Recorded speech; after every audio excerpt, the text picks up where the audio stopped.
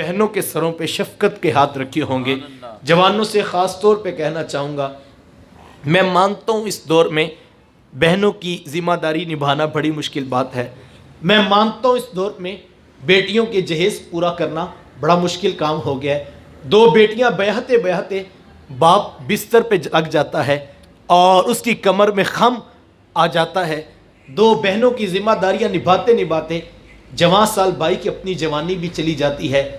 لیکن میں کہوں گا جوانوں، یہ مشکل سے ہی، یہ مرحلہ کٹھن سے ہی، لیکن بہنوں سے وفا کرنا، بیٹیوں کو بوجھ نہ خیال کرنا، ان کے سروں پہ محبت کے شفقت کے ہاتھ رکھنا، تم ان سے اگر وفا کرتے ہو، مشکل سے ہی، کٹھن سے ہی، لیکن یہ اتنا بڑا وظیفہ ہے۔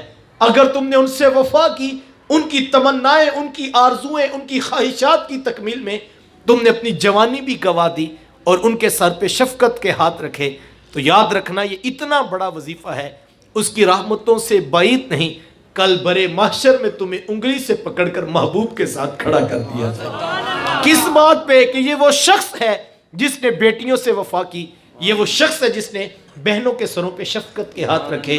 بہنیں کیا ہوتی ہیں یہ زمانے کو میرے محبوب علیہ السلام نے آ کر بتلایا۔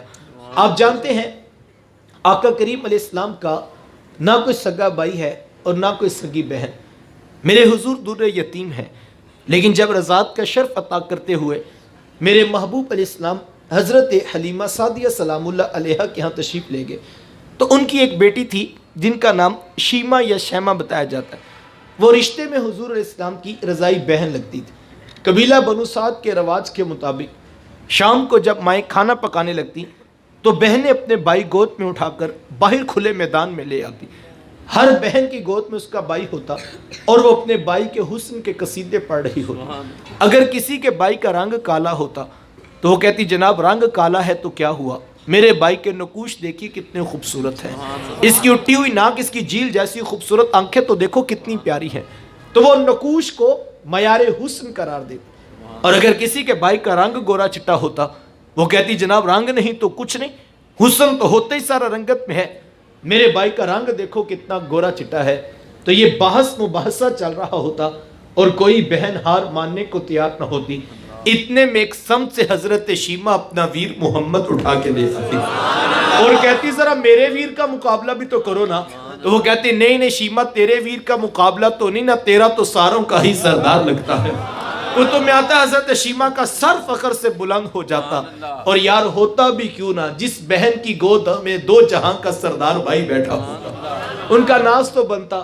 وہ حضور کو سینے سے چمٹا لیتی اور دعا دیتی ربنا اب کلانا محمدا، انشاءاللہ میرے ویر محمد کو نظر نہ لگے۔ آج میں دیکھ رہی ہوں بچوں کا سردار ہے، کل اپنی آنکھوں سے دیکھو جوانوں کا بھی سردار بنے۔ زندگی کے لیل و نہار گزرتے گئے، حضرت شیمہ کی شادی ہوگی۔ مدنی دور کی کہانی ہے، اتفاق سے جس قبیلے میں حضرت شیمہ کی شادی ہوئی، حضور علیہ السلام کے صحابہ کی لڑائی اور جنگ اسی قبیلے کے ساتھ ہوئی۔ ان کے کچھ بندے قتل کر دیے اور کچھ کو قیدی بنا کر صحابہ مسجد نبوی میں لے آئے۔ عرب کے رواج کے مطابق قیدیوں کو چھڑانے کے لیے قوم کے سردار فدیہ اور فنڈ اکٹھا کرنے کے لیے نکلے۔ ہر دروازے پر دستک دیتے اور فنڈ مانگتے۔ چلتے چلتے حضرت شیمہ کے دروازے پر پہنچ گئے، دستک دی تو پوچھا کون؟ کہا قبیلے کے سردار ہیں، فنڈ اکٹھا کر رہے ہیں، تم بھی اپنا حصہ ڈالو۔ پوچھا یہ فنڈ کس لیے اکٹھا ہو رہا ہے، یہ رقم کیوں جمع کی جا رہی؟ تو کہا کہ مدینے میں ایک شخص ہے، ادعائے نبوت رکھتا ہے، اس نے ہمارے لوگ پکڑ لیے ہیں، ہم نے اپنے قیدی چھڑانے۔ تو پوچھا کہ اس کا نام کیا ہے؟ کسی کی زبان سے بے ساختہ نکلا محمد صلی اللہ علیہ وآلہ وسلم۔ ایک عرصے کے بعد حضور علیہ السلام کا نام سنا تو آنکھوں میں آنسو آ گئے۔ کہا اس نے تمہارے بندے پکڑے؟ کہا ہاں اس نے ہمارے لوگ پکڑے۔ کہا پھر فنڈ اکٹھا کرنا چھوڑو، صرف مجھے ساتھ لے چلو۔ کہا تم کیا کرو گی؟ کہا تمہارے قیدی چھڑا کے لاؤں گی۔ کہا تم اسے جانتی ہو؟ کہا ہاں ہاں، تمہیں نہیں پتا وہ میرے بچپن کے ویر اور بھائی لگتے ہیں، میں تمہارے قیدی چھڑا کے دکھاؤں۔ حضرت شیمہ قبیلے کے سرداروں کو ساتھ دیا اور حضور علیہ السلام کے خیمہ نوری کی طرف سفر شروع کیا۔ یہ وہ وقت تھا جب ادب کی آیات نازل ہو چکی تھی، خبردار میرے رسول کی آواز سے آواز بھی اونچی نہ کرنا ورنہ زندگی کی ساری کمائی غارت کر کے رکھ دوں۔ میرے رسول کی چوکھٹ پہ آنا چاہتے ہو یوں ہی اٹھ کر نہ آ جاؤ, بلکہ پہلے گھر جاؤ, پھر کوئی چیز لو, پھر بازار میں آؤ, کوئی فقیر تلاش کرو, اس کو صدقہ کرو, پھر میرے رسول کی چوکھٹ پہ آؤ, تمہیں پتہ لگے تم کس بارگاہ میں حاضری کے لیے جا رہے ہیں. یہ ضابطے اتر چکے تھے, لے سانس بھی آہستہ کے دربار نبی ہے. صحابہ ننگی تلواروں سے در حبیب پہ پہرا دے رہے تھے. حضرت شیمہ اس خیال سے کہ میں اپنے بھائی کو ملنے جا رہی ہوں, جب آگے بڑھنا چاہا تو پہرے داروں نے تلواریں سونپ دی. رک جا دیہاتی عورت, جانتی نہیں آگے کوچہ رسول ہے, آگے تو بغیر اجازت جبریل نہیں جا سکتے, تو کون ہے. روایت میں آتا ہے جب راستہ روک دیا گیا, تلواریں سونپ دی گئی, تو حضرت شیمہ نے یوں ہاتھ سے تلوار کو جھٹک کے کہا, خلو سبیلی والمو انا اخت نبیکم, کہا میری راہیں چھوڑ دو, جانتے نہیں میں تمہارے نبی کی باجی اور بہن لگتی ہوں. یہ آواز کانوں میں پڑی تو صحابہ کی آنکھوں پر پلکوں کی چلمنے آ گئی, نگاہیں نیچی کر لیں, تلواریں پیچھے ہٹا لی. حضرت شیمہ پورے پروٹوکول سے حضور علیہ السلام کے خیمہ نوری میں داخل ہوئی.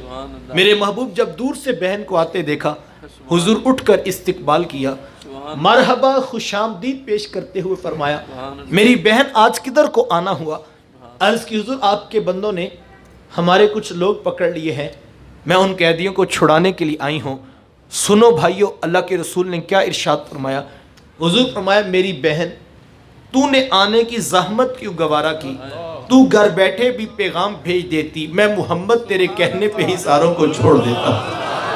زمانے کو عملاً بتایا بہن کا دروازے پر آنا کتنا معتبر ہوتا ہے. پھر چند جوڑے, کچھ گھوڑے, بہت سارا ساز و سامان جمع کیا, اور میرے محبوب خود بہن کو رخصت کرنے کے لیے دروازے تک تشریف لے آئے. صحابہ نگاہیں نیچی کیے محبوب علیہ السلام کے ادب میں کھڑے تھے کہ حضور میں صحابہ میں جب بھی قیدی چھوڑا کرتا ہوں پہلے تم سے مشورہ کیا کرتا ہوں. آج پہلا موقع ہے, میں قیدی بھی چھوڑ رہا ہوں اور میں نے مشورہ بھی نہیں کیا ہے. عرض کی, اے بندہ نواز, آپ مالک کل کائنات ہیں, جو چاہیں کریں, ہم کون ہوتے ہیں بھلا درمیان میں مشورہ دینے والے. لیکن حضور اتنا تو بتائیے, آج کون سی خاص بات تھی کہ آپ نے مشورہ کرنا بھی ضروری نہیں سمجھا. حضور فرمایا, صحابہ آج میرے دروازے پر میری بہن آ گئی تھی, اور جب بہنیں دروازے پہ آ جائیں اللہ کا رسول انہیں خالی نہیں موڑا کرتا. زمانے کو عملاً بتایا کہ بہن کا رشتہ کتنا معتبر ہوتا ہے. میرا خیال وقت سمٹ گیا, بات مکمل کر دوں. یہ رشتوں کا تقدس زمانے کو حضور علیہ السلام نے آ کر بتلایا. بہن کو عزت میرے محبوب کی دہلیز سے ملی, بیٹی کو وقار آقا کریم علیہ السلام کی چوکھٹ سے نصیب ہوا, ماں کے قدموں تلے جنت آئی ہے تو یہ بھی محبوب علیہ السلام کے قدموں کے صدقہ ہی آئی ہے.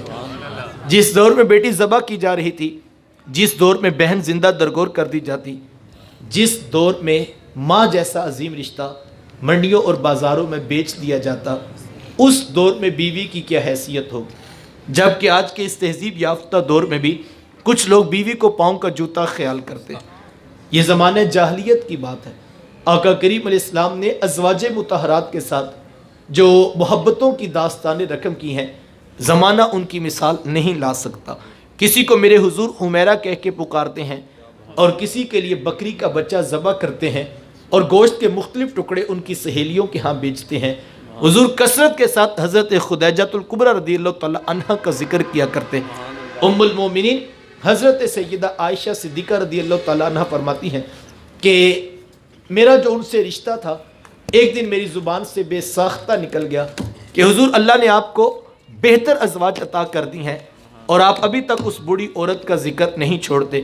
فرماتی پھر حضور کے چہرے پر جلال آ گیا اور حضور میں, اے عائشہ مجھے خدیجہ کے بارے تکلیف نہ دو.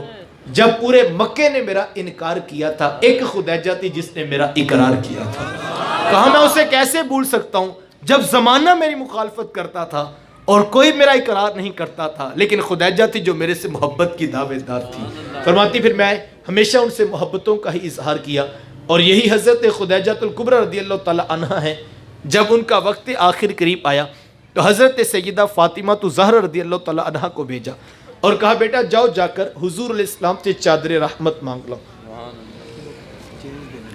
حضرت عائشہ صدیقہ رضی اللہ تعالی عنہا حضرت سیدہ فاطمہ زہرا رضی اللہ تعالی عنہا سے کہا کہ بیٹا جاؤ جا کر حضور علیہ السلام سے چادر رحمت مانگ لو. سیدہ حاضر خدمت ہوئی اور آ کر عرض کی کہ میری والدہ چادر مانگ رہی ہیں. آقا کریم علیہ السلام نے چادر بھی اتار کر پیش کر دی.